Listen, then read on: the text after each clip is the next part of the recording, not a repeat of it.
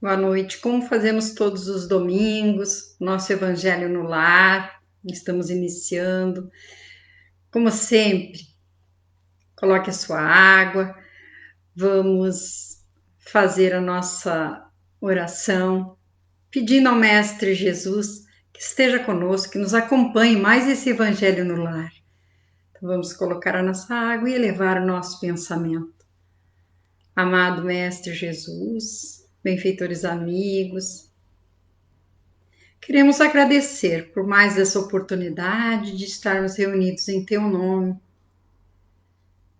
Por isso, te rogamos, Mestre Jesus, que adentre o lar desse irmão, dessa irmã que nos assiste e de todos aqueles que nos assistirão posteriormente, ou aqueles ainda que apenas nos ouvirão. Abençoa, Mestre, adentre esse lar, vai iluminando, vai levando para cada coração, para cada espírito, cada corpo de matéria, a tua paz, o teu amor. E para todo aquele que em ti crer, Mestre Jesus, leve a cura, seja para as dores da alma ou do corpo. E como eternos pedintes que somos, Mestre Jesus, queremos te rogar por aqueles que se encontram em depressão, pelas mães que choram por seus filhos amados, estejam eles perdidos nos vícios, ou ainda aqueles que partiram para o plano espiritual. Te rogamos, Mestre, pelaquele irmão, pelaquela irmã que nesse momento sofre por causa do vírus, pela perda dos seus entes queridos. Sabemos que não perdemos, né, Mestre? Que eles apenas voltaram para a verdadeira morada, que é contigo, né, Mestre Jesus? Dá-nos força para resistir à saudade e que as nossas lágrimas sejam realmente só de saudade, não de desespero. Abençoa e fortalece cada um e que esses benfeitores amigos possam derramar sobre as águas depositadas o medicamento necessário para as curas que assim necessitarem cada um dos irmãos. Muito obrigada. Fica conosco, Mestre Jesus. Que assim seja. Então, hoje nós vamos falar um pouquinho no capítulo 7 do Evangelho segundo o Espiritismo, que fala bem-aventurados os pobres de espírito. Mas o que é preciso entender por pobres de espírito? Bem-aventurados os pobres de espírito, pois é dele o reino dos céus. Isso está em Mateus, capítulo 5, versículo 3. E aí nos diz assim o nosso roteiro sistematizado. O que se deve entender por pobre de espírito? São aqueles que, aspirando à perfeição e comparando o pequenino grau de adiantamento a que chegaram com o ideal a ser atingido, reconhecem o quanto ainda são carentes de progresso espiritual. Os pobres de espírito não são os fracos de inteligência, mas os humildes. Então, às vezes, quando não sabemos o que significa pobre de espírito, quando queremos rebaixar alguém, dizemos, deixa para lá, essa pessoa é pobre de espírito. Mas não. Quando nós dizemos que alguém é pobre de espírito, nós estamos elevando essa pessoa, porque significa que essa pessoa é humilde. Pobre de espírito não é aquele irmão que se acha o tal, que sabe tudo. Não, é aquele humilde, aquele bem o contrário, aquele que se vê como realmente é, como pequenos que ainda somos nessa caminhada. E aí, muitas vezes podemos, às vezes, dizer erroneamente que uma pessoa pobre de bens materiais ou de dinheiro mesmo financeiramente, dizemos que ele é pobre de espírito. Não. Muitas vezes pode ser uma pessoa pobre financeiramente, né? Falando, poucos bens, poucas posses, e é mais orgulhoso, muitas vezes, de que um irmão nosso, que pode, né, ser bem abastado, né, ter dinheiro, muitas vezes pode haver um rico, pobre de espírito, porque é humilde, e um pobre orgulhoso, então não é pobre de espírito. Então Jesus nos esclarece, né, que bem-aventurados os pobres de espírito, porque pois é deles o reino dos céus. Então, pobre de espírito significa aquela pessoa humilde, aquele irmão humilde, que ele não quer se elevar, ele não tem isso. E por reino dos céus, o que devemos entender é um estado de felicidade plena, de doce paz e deleitosa alegria espiritual. O reino de Deus não é necessariamente um lugar especial, mas principalmente um estado de espírito. E por que são bem-aventurados os pobres de espírito? Porque a noção que têm de suas fraquezas e mazelas os faz lutar por aquilo que lhes falta, e esse redobrar de esforços leva-os realmente a conseguir maior progresso espiritual. Não tendo o orgulho a turvar-lhes a visão, percebem melhor suas carências e possibilidades. Então, é aquela pessoa bem humilde e que não, a gente não confunda mais o que é um pobre de espírito. A incredulidade se diverte com essa máxima. Bem-aventurados os pobres de espírito, como com muitas outras, sem compreendê-la. Por pobres de espírito, Jesus não entende os homens desprovidos de inteligência, mas os humildes. Ele diz que o reino dos céus é deles e não dos orgulhosos. Os homens de ciência e de espírito, conforme o mundo, geralmente se têm em tão alta consideração a si mesmos e a sua superioridade que veem as coisas divinas como indignas de atenção. Seus olhares, concentrados em sua pessoa, não podem elevar-se a Deus. Essa tendência de se crer acima de tudo leva-os com muita frequência a negar aquilo que, estando acima deles, poderia rebaixá-los, negando mesmo a divindade.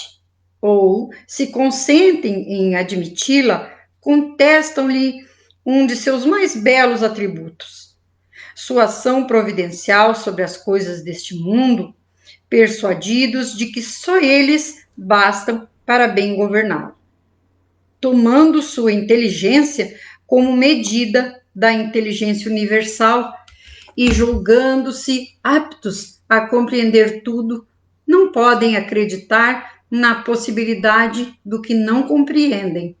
Quando se pronunciam, para eles, seu julgamento é inapelável. Ou seja, tem pessoas que são muito inteligentes e se acham acima de tudo e de todos. E já ouvimos alguém dizer que religião, que acreditar em Deus, em Jesus, isso é para as pessoas pobres, fracas, que precisam de alguma coisa para se afirmar. E nós sabemos que não é bem assim. Tanto é que quando a Deus aprover fazer que alguém perca uma fortuna, que alguém perca sua inteligência, basta um acidente, qualquer coisa, e a pessoa perde. Então, essas pessoas são orgulhosas e se julgam acima de Deus. Então, é nisso que nós precisamos rever os conceitos, muitas vezes. Porque os homens orgulhosos e vaidosos de sua inteligência não conseguem se elevar até Deus? Porque, em função do autoconceito que fazem de si próprios, consideram as coisas divinas indignas de lhes merecer atenção. Porque os orgulhosos tomam a inteligência que possuem como medida da inteligência universal. Então, são divididos, aqueles que são inteligentes e os que não são. Então, os que não são precisam de Deus. E isso na concepção deles, né? Se recusam a admitir o mundo invisível e um poder extra-humano, não é, todavia, porque isso esteja acima do seu alcance, mas porque seu orgulho se revolta com a ideia de algo acima do que não podem colocar-se e que os faria descer de seu pedestal. Por isso, eles só têm sorrisos de desdém para tudo que não é do mundo visível e tangível. Atribuem-se muito espírito e ciência para acreditar em coisas, segundo eles, boas para as pessoas simples, tomando por pobres de espírito os que as levam a sério. Então, aquilo que já falamos também, né? Só que a religião, acreditar em Jesus e as coisas do invisível só para quem é pobre de espírito, segundo os orgulhosos. No entanto, diga o que disserem, ser-lhes-á preciso entrar, como os outros, nesse mundo invisível que ridicularizam. Lá, seus olhos serão abertos e reconhecerão seu erro.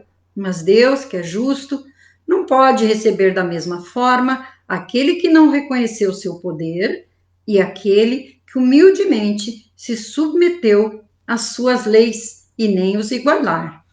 Mas isso é lógico, né? Isso nós sabemos que, como alguém que acredita em Deus vai chegar no plano espiritual, vai ser recebido da mesma forma que aquele que desdenhou, né? Que até maltratou seus irmãos por acreditarem em Jesus.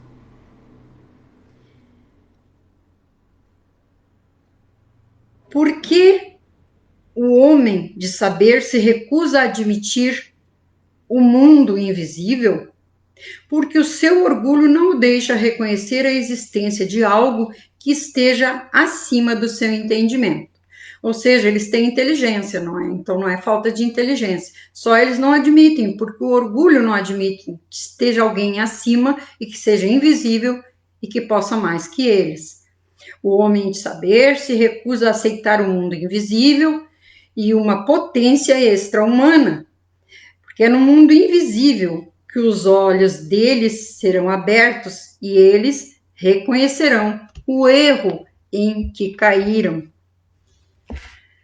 Dizendo que o reino dos céus é dos simples, Jesus entende que ninguém nele é admitido sem a simplicidade de coração e a humildade de espírito. O ignorante, que possui essas qualidades, será preferido ao sábio, que acredita mais em si mesmo do que em Deus. Em todo caso, ele coloca a humildade na classe de virtudes que nos aproximam de Deus, e o orgulho entre os vícios que de Deus nos afastam. Isto por uma razão muito natural, a de que a humildade é um ato de submissão a Deus, enquanto o orgulho é uma revolta contra Deus.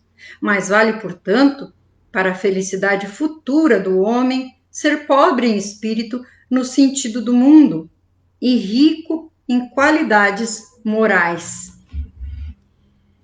E vamos lá para o nosso roteiro sistematizado que nos diz assim: serão a ignorância e a baixa condição de vida material que nos conduzem ao reino dos céus? Será? Não. Não necessariamente, pois o que na verdade nos conduz a ele é a simplicidade de coração e a humildade de espírito. Jesus pôs a humildade na categoria das virtudes que aproximam de Deus a criatura e o orgulho entre os vícios que dele a afastam. A ignorância e a baixa condição de vida material não excluem a vaidade e o orgulho, aquilo que já tínhamos falado, né, irmãos, que às vezes pode ter um pobre mais orgulhoso, um pobre de bens materiais mais orgulhoso do que um rico. Então diz o Evangelho, quem quer que se eleve será rebaixado. Nesse mesmo tempo, os discípulos se aproximaram de Jesus e lhes disseram: quem é o maior no reino dos céus?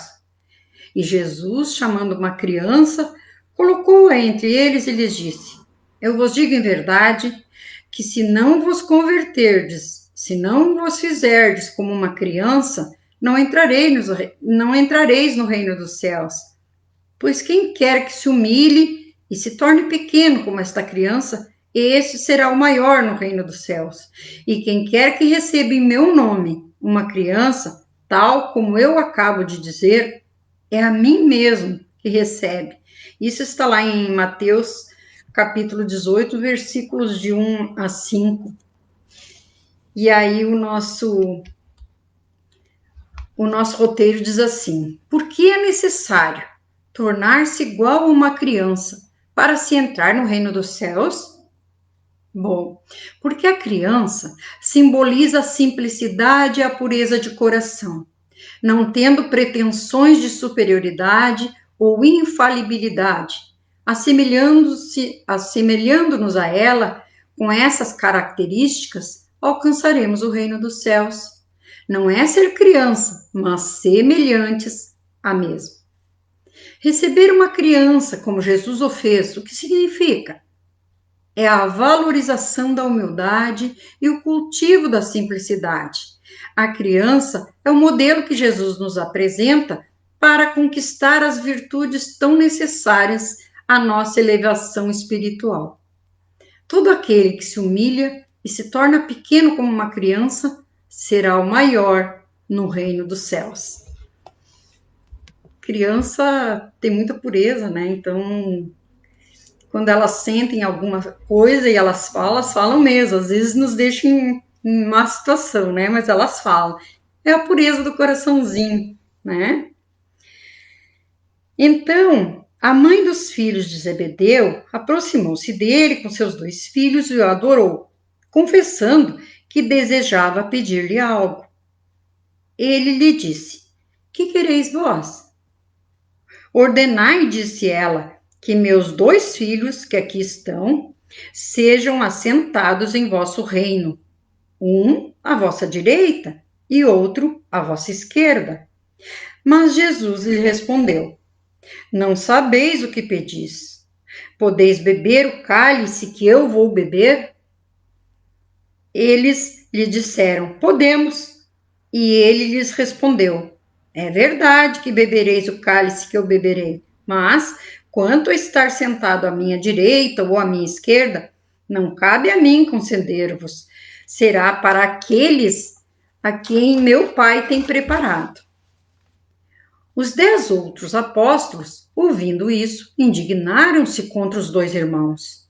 E Jesus, chamando-os a si, disse-lhes: sabeis que os príncipes das nações as dominam e que os grandes as tiranizam.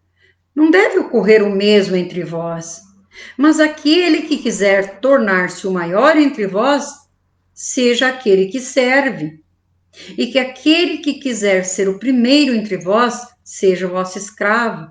Assim, o Filho do Homem não veio para ser servido, mas para servir e dar sua vida pela redenção de muitos. Isso está em Mateus capítulo 20, os versículos de 20 a 28. Então, realmente, eles queriam ficar ao lado de Jesus, né? E nós sabemos que não dá. Por que Jesus não atendeu o pedido daquela mãe? Porque seus filhos, embora decididos a enfrentar os dissabores da evolução consciente, tinham muitos débitos ainda a resgatar. E a nossa salvação não acontece por milagre ou concessão de privilégios, e sim por merecimento. Para nos tornarmos verdadeiramente grandes, deveremos servir ao próximo sem cobrança, pois isso é uma forma de humildade. Então ela chegou, a mãe deles chegou lá exigindo, né, de Jesus que eles sentassem um de cada lado de Jesus. Já começou, né, meio infeliz a coitada. Que lição nos ensina Jesus nessa passagem? De humildade. Pois só nos despojando de todos os sentimentos mesquinhos e maldosos é que conseguiremos ser o maior no reino dos céus. Não se vai a Deus senão pelo nosso próximo. Servir ao próximo é servir a Deus, tornando-se grande aos seus olhos. Olha que lindo isso, né? Que Jesus quer de nós, né? Que façamos tudo que gostaríamos que o nosso irmão fizesse por nós, nós fizéssemos por ele, né? Jesus entrou num dia de sábado em casa de um dos principais fariseus para tomar sua refeição. E os que lá estavam observavam-no. E notando como os convidados escolhiam os primeiros lugares, ele lhes pôs essa parábola e lhes disse: quando fordes convidados a qualquer boda, uma festa, né, não tomeis o primeiro lugar, preocupando-se se não se encontra entre os convidados pessoa mais considerável que vós, para que aquele que vos convidou não venha a dizer: dai vosso lugar a este, e para que então não sejais obrigado a permanecer com vergonha no último lugar. Mas, quando fordes convidados, ponde-vos no último lugar, a fim de que, quando aquele que vos convidou tiver chegado, diga: meu amigo, subi mais alto. Então, isso será motivo de glória perante os que estiverem à mesa convosco, pois quem quer que se eleve será rebaixado, e quem quer que se rebaixe será elevado. Isso está em Lucas, capítulo 14, versículos 1, 7 a 11. E aí vamos ver o que o roteiro nos diz, né? Por que Jesus nos aconselha a ocupar os últimos lugares? Porque quando pretendemos os primeiros lugares, manifestamos nossos sentimentos presunçosos de superioridade. Sentimentos esses contrários à prática da humildade. Porque a verdadeira grandeza se afirma pela humildade. Então, qual a vantagem de ser humilde?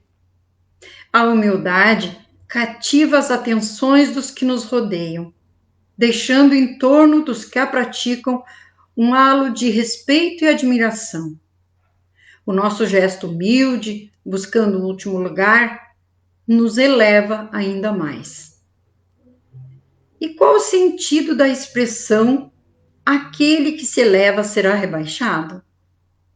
Os que se elevam pela fortuna, títulos e glórias, morrendo, chegam no outro mundo desprovidos de tudo, conservando apenas o orgulho que torna sua posição ainda mais humilhante. Aquele que se humilha será exaltado, e aquele que se eleva será rebaixado. Era isso que Jesus queria dizer. Então, quando ele disse para a gente não querer pegar o primeiro lugar, para evitarmos, né, o constrangimento. E se o dono da festa nos convidar para o primeiro lugar, então seremos exaltados. É isso que Jesus quer de nós, a humildade. Nos comparar a uma criança, ver a pureza do coração da criança. É tão puro, né? Tão bom ouvir uma criança. Então é só isso que ele quer de nós. Ele não exige muito de nós. Ele quer que a gente não julgue, não aponte o nosso dedo, porque assim como nós julgarmos, nós vamos ser julgados. Essas coisas bem simples. E quando a gente conseguir melhorar um pouquinho, já vai ser um grande passo para todos nós. Nós estamos encerrando mais um Evangelho no Lar. Lembrando sempre que temos atendimento fraterno pelo Messenger, tudo que conversarmos ficará entre nós e o nosso Pai, né? E no próximo domingo estaremos aqui novamente, se Deus assim o permitir. Vamos mais uma vez elevar nosso pensamento, deixar a nossa água e vamos direcionar as irradiações nesse momento, Mestre Jesus. Que tu possa adentrar esse lar,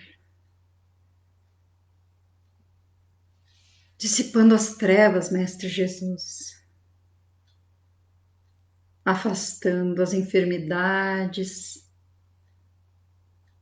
seja do corpo, do espírito, e que essas águas só estejam com os fluidos benéficos e salutares, com o medicamento espiritual,